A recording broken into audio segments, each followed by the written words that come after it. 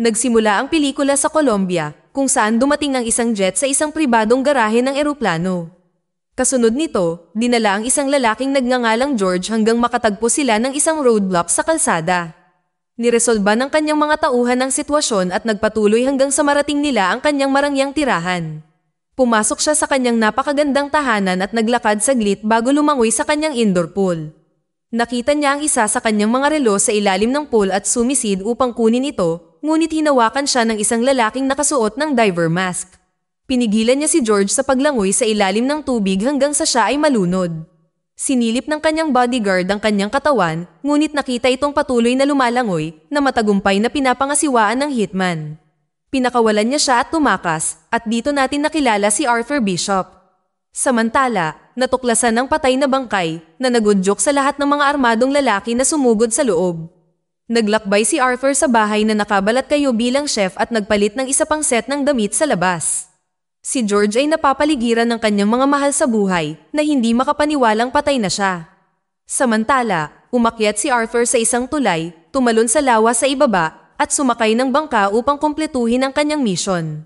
Sa New Orleans, Louisiana, lumabas si Arthur sa kanyang sasakyan at papunta sa pier. Sumakay siya sa isang bangka at naglakbay sa ibabaw ng tubig hanggang dumating ang gabi. Ipinarada niya ang bangka at pumasok sa kanyang tagong tirahan. Binuksan niya ang isang pader upang tingnan ang ilang mga larawan ng kanyang mga target. Paminsan-minsan ay pinalalabas niya itong isang aksidente, at kung minsan ay ginagawa niya ito na tila kagagawa ng ibang tao. Pagkatapos ay umuwi siya, sumakay sa kanyang bangka, nagmaneho sa isang pier, at nakipagkita sa isang kaibigan na nagngangalang Henry at binigyan niya ito ng pera. Sumakay siya sa kanyang kotse, nagmaneho papunta sa malapit na restaurant, at nakipagkita kay Harry McKenna. Lumalabas na dinala niya ang dalawa sa kanyang mga gwardya at ipinaalam sa kanya ni Arthur na kumpleto na ang gawain. Pinuri ni Harry si Arthur sa kanyang magandang pagganap sa trabaho, ngunit sinabi niya na kailangan niya ng ilang mga kaibigan sa kanyang buhay. Tiniyak niya sa kanya na mayroon siyang pera para sa pagpatay at si Arthur ay nagmaneho palabas sa gabi upang pumunta sa bar. Kinaumagahan, bumalik siya sa kanyang hideout at nag-research tungkol sa kanyang susunod na target. Gayunpaman, sa pagkakataong ito ay ang kanyang kaibigan ang susunod niyang target, kaya nakipag-ugnayan si Arthur sa kanila at humiling ng isang personal na pagpupulong. Pagkatapos, siya ay inilipad sa isang ligtas na lokasyon sa pamamagitan ng pribadong eroplano. Nakilala niya ang isang mahalagang lalaki na nagngangalang Dean. Ang dalawa ay naglakad saglit, at binanggit kaagad ni Dean ang paksa na sinasabing nagpadala siya ng 5 lalaki sa isang high-profile mission sa Africa. Tumagal ng 6 na buwan upang may set up, ngunit lahat ng lalaki ay napatay na sinisisi nila sa isang taong nagbunyag ng intelligence. 2 individual lang ang nakakaalam tungkol sa trabaho, ito ay siya at si Harry. Inilipat din ni Harry ang $20 milyong sa isang account sa ibang bansa at ipinagkanulo ang squad. Binigyan niya si Arthur ng 48 oras para gawin ang gawain, kundi ay kukuha siya ng ibang tao para gawin ito. Kinabukasan, pumasok si Harry sa trabaho at nagreklamo tungkol sa kasuotan ng kanyang mga tauhan. Pumunta siya sa kanyang computer, gayon din si Arthur, na nag-iimbestiga tungkol sa palpak na operasyon. Naniniwala siyang totoo ang sinabi ni Dean at pinag-iisipan niya kung ano ang gagawin. Walang pag-aalinlangan, nakipag-ugnayan siya kay Harry at hinimok siyang umalis sa gusali dahil pupuntahan siya ng mga tao ni Dean. Inutusan niya itong patayin ng kuryente sa gusali at pumunta sa lobby ng elevator. Ginabayan ni Arthur si Harry sa basement ng gusali nang may katumpakan sa bawat segundo. Kinailangan niyang umakyat ng ilang hagdan at pumunta sa isang parking lot kung saan nakita niyang nasira ang kanyang van at nagpakita si Arthur mula sa kadiliman. Pinuri ni Harry ang pagganap ni Arthur dahil nalampasan niya ang lahat ng sarili niyang mga hakbang sa seguridad sa pamamagitan lang ng isang tawag sa telepono. Alam niyang nandito si Arthur dahil sa palpak na operasyon sa Africa. Kaya kumuha si Harry ng pistol at pinaputukan ang sarili niyang sasakyan para tulungan si Arthur sa pagpatay na para bang ito ay isang carjack. Nagtataka si Arthur kung bakit hindi niya siya pinatay, ngunit sinabi ni Harry na mas gusto niyang si Arthur ang gumawa kaysa sa iba at binaril siya ni Arthur sa dibdib. Isang matinding panghihinayang ang bumalot sa kanya pagkatapos niyang kitilin ang buhay ng isang mabuting kaibigan. Sa kanyang libing, nakilala ng anak ni Harry na si Steve si Arthur at pagkatapos ay umalis. Bumalik siya at humingi ng masasakyan na tinanggap ni Arthur. Sa daan, sinabihan si Steve na si Harry ay nagmamalasakit sa kanya sa kabila ng katotohanan na hindi sila nag-uusap. Inanyayahan si Arthur sa bahay ni Harry, na kalaunan ay kinuha ng bangko. Sinabi rin ni Steve na ang mga account ng kanyang ama ay walang laman at hindi pa siya gumalaw ng $1 mula nang mamatay ang kanyang ama. Habang naghahanda si Arthur na umalis, tinanong siya ni Steve kung anong uri ng tao ang magagawang barilin ang isang taong nasa wheelchair. Pasimpleng lumayo si Arthur, na nawasak sa tanong. Nang maglaon, nagdadalamhati si Steve sa sarili niyang paraan. Pinagbabaril niya ang paligid ng bahay hanggang sa lumipat ang eksena sa isang sasakyan. Isang lalaki ang lumapit sa kanya at nagtanong kung kailangan niya ng anumang tulong. Sinabi ni Steve na wala siyang kailangan at itinutok ng lalaki ang kanyang pistol sa kanya na hinihingi ang kotse. Hindi niya ito gusto at lumalabas na ipinarada niya ang kanyang sasakyan sa isang lugar na may mataas na krimen upang matunton ng mga carjacker na pumatay sa kanyang ama. Paulit-ulit niyang sinampal ang lalaki, binugbog siya ng walang kabuluhan at handang patayin siya nang biglang lumitaw si Arthur at pinigilan siya. Pinalaya niya ang bugbog na lalaki at pinasakay si Steve sa sasakyan. Kinabukasan, nag-eksperimento si Arthur bago mag-shopping kung saan nakita siya ni Steve na huminto sa harap niya. Tinanong niya si Arthur kung maaari niya siyang gawing hitman.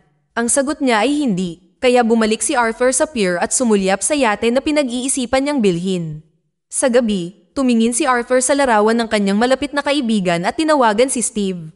Sinagot niya ito at sinabi ni Arthur sa kanya ang isang address at oras na darating.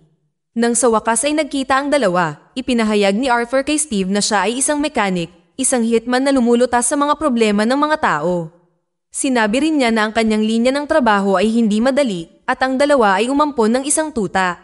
Sinabi pa ni Arthur na ang pagiging mechanic ay nangangailangan ng isang tiyak na saloobin at hindi nila alam ang salitang paghihiganti. Kinabukasan, inutusan ni Arthur si Steve na dalhin ang aso sa isang coffee shop, kumuha ng black coffee, umupo sa tabi ng bintana, at kumpletuhin ang mga puzzle ng Sudoku araw-araw sa loob ng 3 linggo.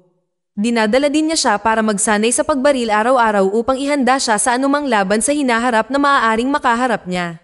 Nag-alok din si Arthur sa kanya ng insurance binder na naglalaman ng halos lahat ng sanhi ng kamatayan at hiniling sa kanya na basahin ito. Sa ngayon, nawalan siya ng sasakyan at bahay, ngunit hinayaan siya ni Arthur na matulog sa kanyang lugar.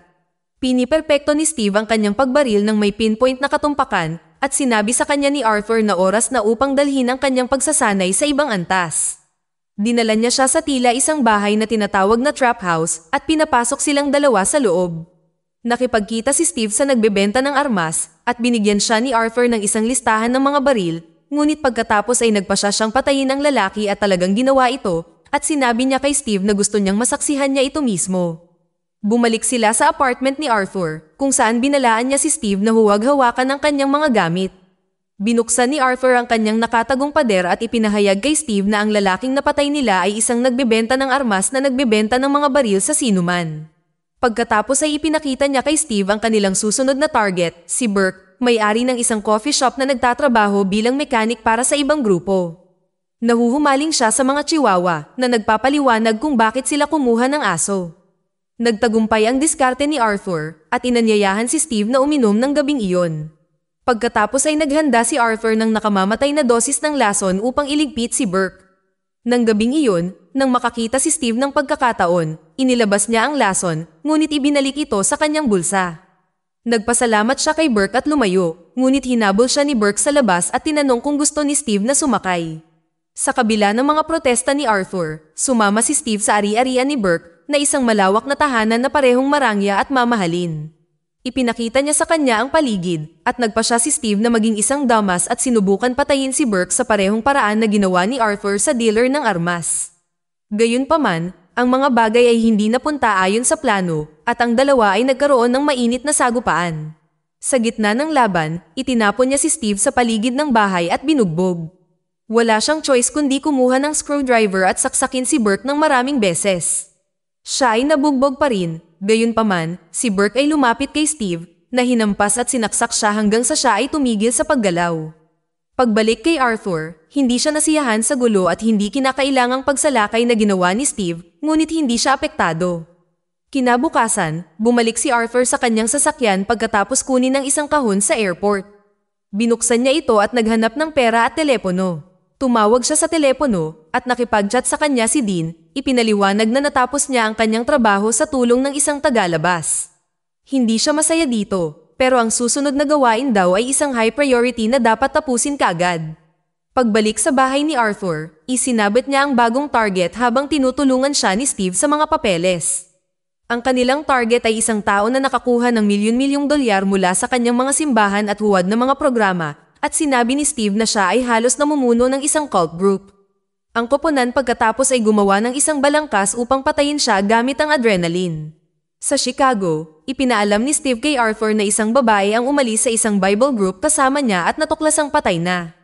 Ang target ay nag-check-in sa isang hotel habang naghahanda ang dalawa para sa pagpatay. Ang dalawa ay patuloy na umakyat sa gusali mula sa labas at si Arthur ay nag-install ng mga kamera sa buong lugar. Pinapanood nila ang kanilang biktima na kumakain at pagkatapos ay natulog. Umakyat muli ang dalawa, naabot ang bubong at pumasok sa hotel. Ito ay medyo masikip, ngunit nagpadala sila ng kamera sa pamamagitan ng mga lagusan at ang silid ay ganap na malinaw. Nang ang kanilang target ay bumalik, ang dalawa ay nakinig sa audio sa silid at pinakinggan ang kanyang mga reklamo. Ang isang doktor pagkatapos ay pumasok sa silid at ang kanilang target ay hinayaan ng doktor na magbigay ng isang bagay na medyo makapangyarihan, ngunit ito ay humadlang sa kanilang adrenaline, kaya napilitan silang baguhin ang plano. Paglabas ng doktor ay agad silang pumasok sa kwarto habang ang kanyang mga bantay ay nasa labas. Pagkatapos ay naghanda ang dalawa, pinatay ang kanilang biktima, at tumakas habang ang doktor ay bumalik sa silid at natuklasan ang kanyang kliyente na patay na. Ipinatawag niya ang iba pang mga lalaki na mabilis na nagtago ng mga bagay nang hindi sinasadyang nasipa ni Steve ang isang bolt na lumabas sa vent. Ang mga lalaki ay pumunta upang mag-imbestiga at habang ginagawa nila, pinatay ni Steve ang lalaki at tumakas habang binabaril. Hinabol ng mga lalaki ang dalawa at mabilis na tumalikod si Arthur, pinatay ang ilang mga thug at tumakas sa pamamagitan ng gusali.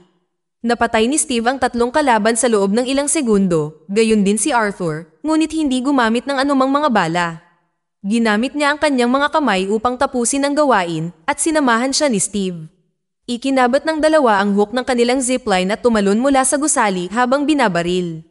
Huminto sila at pumasok sa isang silid nang dumating ang mga pulis. Naghiwalay ang dalawa upang maiwasan ang hinala at nalaman ni Dean ang pamamaril. Naglakbay si Arthur sa paliparan upang bumalik sa bahay, ngunit nakita niya ang parehong lalaki na ipinapalagay na namatay sa ekspedisyon ng Africa at mabilis niyang sinundan ito. Binigyan niya ng espesyal na atensyon ang lalaki na pinaniniwalaang namatay at umupo sa tabi niya sa isang bus at nagtanong sa kanya kung ano ang nangyari sa Africa. Ipinahayag ng lalaki na binigyan siya ni Dean ng maraming pera para patayin ng iba pang 4 na miyembro, kaya naghinala si Harry, kaya ipinadala nila si Arthur para patayin siya. Kumuha ng sandata ang hitman at naglaban ang dalawa. Mahirap makipaglaban sa isang maliit na bus, ngunit nagawa ni Arthur na saktan ang hitman. Patuloy silang nagpupumiglas hanggang sa itinulak siya ni Arthur sa labas ng bus kung saan siya napatay ng dumaraan na sasakyan. Sa kalaunan ay bumalik siya sa pier at natuklasang nawawala si Henry. Isang sasakyan ang dumating at ang mga armadong lalaki ay sumugod sa pier na hinahanap si Arthur. Ngunit lumabas siya mula sa dagat at nakagawa ng triple kill nang hindi pa mipikit ang kanyang mata. Pagkatapos ay napansin niyang patay na ang kanyang kaibigan sa tubig at agad na nakipag-ugnayan kay Dean. Sumumpa siya na hahanapin siya at ibinaba ang telepono. Sumakay siya sa kanyang bangka, tinawagan si Steve, at di nagtagal ay natuklasan niyang napapaligiran siya ng mga tao ni Dean. Ipinaalam niya sa kanya na mayroong isang pistol na nakatago sa sofa at mabilis itong kinuha ni Steve at nagpaputok ng bala sa mga hitmen sa paligid niya. Bumalik si Arthur at inutusan si Steve na mangolekta ng ilang mga kahon na dadalhin niya habang hinahanap niya ang security guy ni Dean. Sa kasamaang palad, natuklasan ni Steve ang pistol ng kanyang ama ngunit nananatiling tahimik tungkol dito sa ngayon. Habang papunta kay Dean, tinanong ni Steve si Arthur kung naisip ba niya ang mga taong pinaslang niya. Tinanggihan niya ito at tinatanong siya ni Steve ng mga karagdagang tanong, sinusubukang itanong kung pinatay ni Arthur ang kanyang ama.